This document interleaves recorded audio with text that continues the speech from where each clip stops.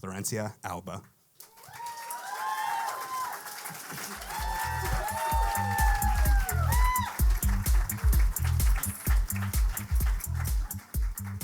Hi everyone, I'm so nervous and you just said what I was going to say in my first two slides, so bear with me. Okay. Hi, my name is Florencia and I'm a paper artist. You probably don't know what that means, but I basically make a bunch of stuff made out of paper. You'll see in the next slides. Okay, sorry.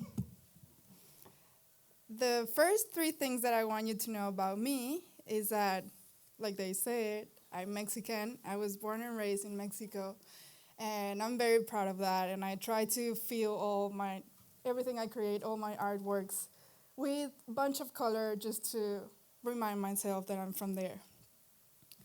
The second thing is that I love creating. When I was a little girl, my favorite TV show was How It's Made. And I just love to see how one thing could transform into something totally different. And this is why I studied something called Innovation and Design Engineering, which doesn't exist here, but I studied that in Mexico. And it's basically half industrial engineering and half industrial design. So yeah, that's my background and some context.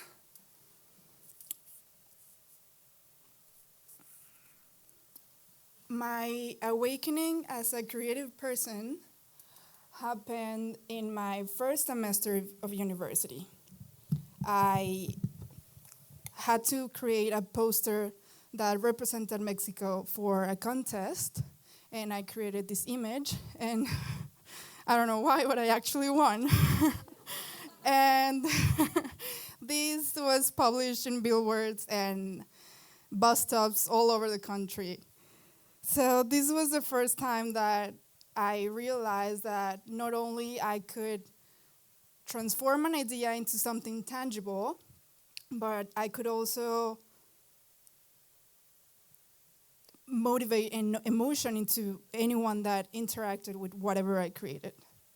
So this is when I understood that my hands have a voice.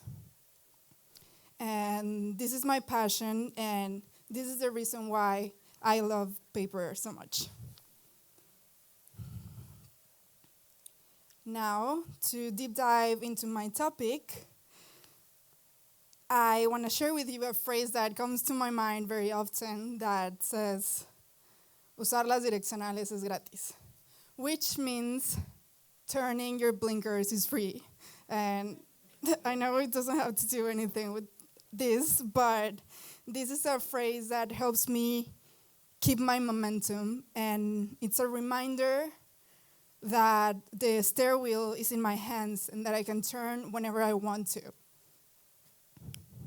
Like this little car.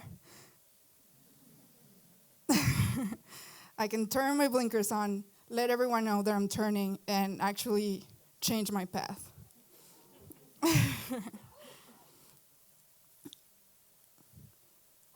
My trip and my journey as a paper artist started in May 2016. I was a broke student and I needed money to go to a trip with my friends. So I remembered that someone once in high school made me a paper bouquet, this one.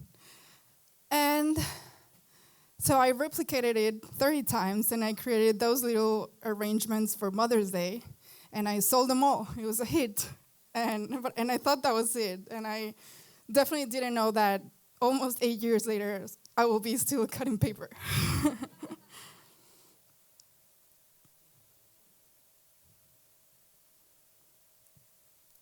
And then one person that bought one of those bouquets asked me if I could make 8 3D paper pandas for centerpieces for a baby shower.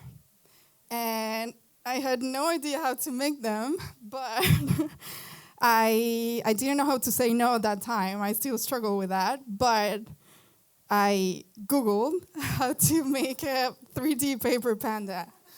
And that was the first time that I discovered this paper world. And I saw that there were people, mainly in Europe, that were working in big campaigns with big companies making things out of paper. And I thought, wow, that's so cool. But I never thought it was going to be me. For me, it was just a little side hustle to make some money while I was studying. I started making a bunch of decorations for social things like birthday parties and baptisms, Father's Days, gifts, and things like that. And then my business started to grow.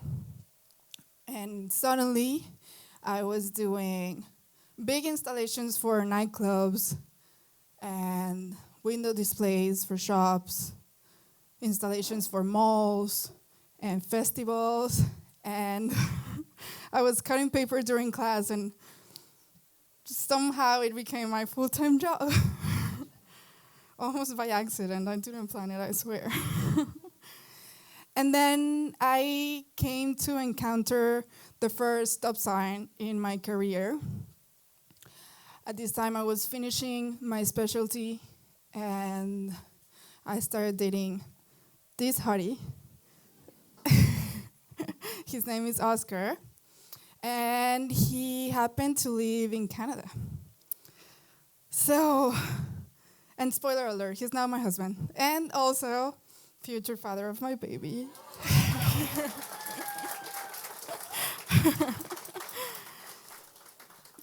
And yeah, I was so in love with him. I still am.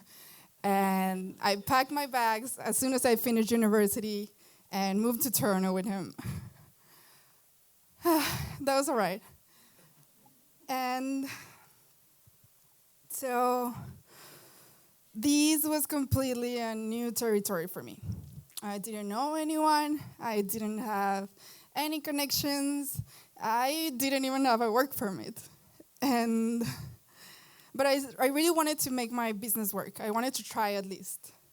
So just like Alex, I came to an agreement with Oscar, and he basically gave me a year to make it work or get a normal job and make money. So what's the first thing that you need to do when you're trying to freelance? A portfolio. And that wasn't illegal, right? I could work on that. So I thought I joined 2 Facebook groups. And I thought about posting there for months because I was so scared that no one would answer. And that's imposter syndrome at its finest. And when I finally got the courage, I clicked post. And I threw my phone because I didn't want to look at it. And this happened. I received more than 200 messages of people that wanted to collaborate with me. And I was mind blown. That was just crazy.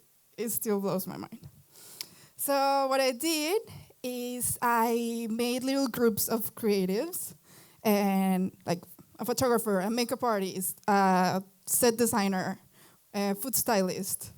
And we organized around 10 different collaborations. So now I had a little Canadian portfolio working for me, because I didn't want to waste my time. I wanted to have something to start as soon as I had my work permit, right? Because I knew I only had a year to make it work. And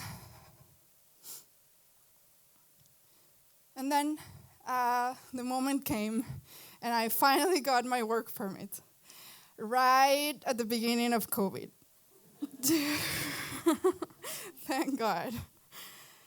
And it was okay, because at this moment, I wanted to focus only on window displays. I knew I didn't want to do socials anymore. So, and also, like, it was a lockdown. No one was getting married or having birthday parties anyway. So, what I did is I opened Google Maps because I didn't know Toronto at all. And I walked through the streets and I wrote down every single shop that I liked. Oh, yeah. And created a little database with all the data from the possible clients. And I sent around 100 cold emails that basically said, "Hi, this is my portfolio. Your windows are so pretty. Please hire me." Winky face. And then I knew it was going to be a bumpy road. But the first person replied. It was jewelry in Queen West in Toronto. And the owner told me, "Sure, this looks interesting. Come and let's talk about it." And I was so nervous because I'm never good in sales, especially not in English, in a new country where I didn't know anyone. I just didn't know what to expect. I had no idea. I was so nervous. But even though I'm not good with sales, I feel like being authentic and honest and to the point has always worked in my favor. So I just said, "Look, this is going to be my first project in Canada, but I've done this before. Please trust me." And she said yes. And I actually made 13 different window displays for this shop. She was a great client. And I'm so grateful for her because she opened so many doors for me. Because I guess business owners in Toronto kind of talk to each other. And after more emails and more word of mouth, I guess, clients started to come to me. It was great. And I finally started to recover that momentum that I had lost when I moved to a new country. And actually, at some point, I had 5 different window displays at the same time in Queen West. Like, that for me, I was like, I made it. This is it. I proved Oscar that I can do it. I can make money cutting paper. And my dad, too.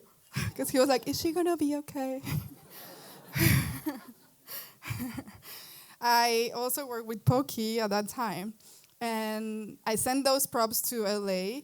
And that actually happened from my collaboration from that Facebook group. I met the photographer there. So that was cool. And I thought everything was great. I had my momentum going. And then I moved to Ottawa.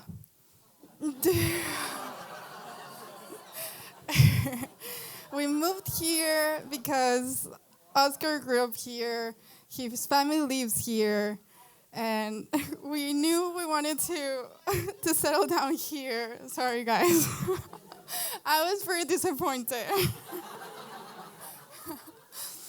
I just knew that there were fewer clients to approach here. I thought everyone worked at the government, that there were no other creatives here. I was like, this is it. Like, this is the end of the paper dream. It's over. And it was for a second. I actually had to apply for jobs at some point because I went for 3 months without making 1 cent. And I was getting worried because, yes, it's true that, well, before I forgot to say that I was very disappointed. Ottawa was amazing, and now I love Ottawa. And I've met so many great people. And last year was actually the most profitable year for me ever. So thank you, Ottawa. It really surprised me. But I did have to pivot a little bit one more time and change my market, because I knew there were not many shops that could afford me. So, but I knew it was an opportunity in the corporate world. So now I cold email again, but now this time to corporate event planners. I sent, I think, 5 or 6 emails. And one of them responded. The company is called Chic and Swell. And they responded right away. And they said, "We've been waiting for someone like you for years." And I was like, whoa. No pressure. Uh, she was like, "Can I call you in an hour?" And I was like, "Sure."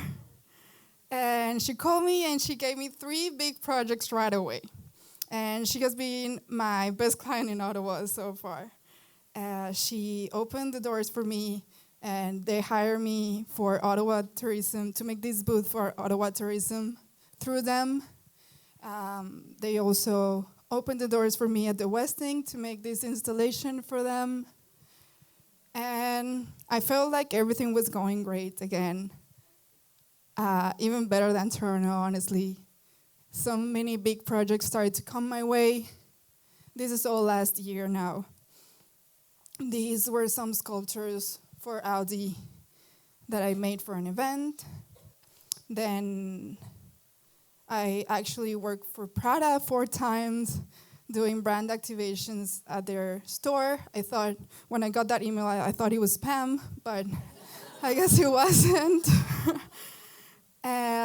I also made this giant perfume replica for Guerlain, or I have no idea how that's pronounced, but the perfume brand. And and it was great. It was everything I ever wanted. Since the beginning, I always wanted to work with these brands, and I felt like I reached my destination, but every time I reached that milestone, I felt like I could see that there were more road ahead of me. Like it was not ending. So now this is today, and I feel like I need to pivot one more time. I now want to do set design. I want to make smaller projects packed with detail, but for bigger clients. Like this one. This one was last year. I created that set for Yvonne. You maybe know her. She's very well known in Ottawa. This photo was taken by Jen Bernard here. She was the one that invited me to participate in that. And I'm so happy making those things and just figuring out how to create those details. Or this one that I also made as a collaboration with Jen and her now fiance, Nick. Woohoo!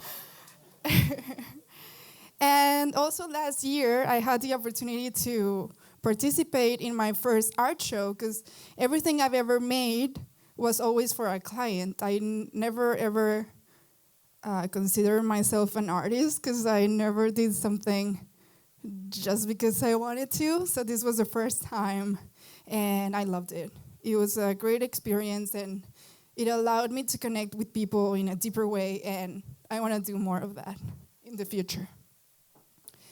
But, sometimes I feel like the flow of traffic is keeping me from turning where I want to go when you have that flow of clients coming. And I honestly sometimes feel like my clients are driving my car. And what I'm doing right now to steer the wheel is I put that note in front of my computer that says, you need to work 1 hour daily, that's what I said, it was the right amount, in the future of your business if you want to get to where you dream. And I don't do that every day, but I try to. And I feel like it allows me to get closer to the clients that I want to pursue without stopping fully what I'm doing right now. And to summarize a little bit, these are some of the points that I want you to take away with you today. The first one is that you can use the blinkers and take turns. This means that you don't have to slow down, like I said, and you can just turn whenever you need to when you feel like the road is no longer serving you. The second one is to have a plan, because things don't happen by accident. I invite you to actually sit down and draw that roadmap and see how that looks for you in your life or in your craft or in your work, and actually take action. The next one is use your blinkers and let everyone know that you're turning.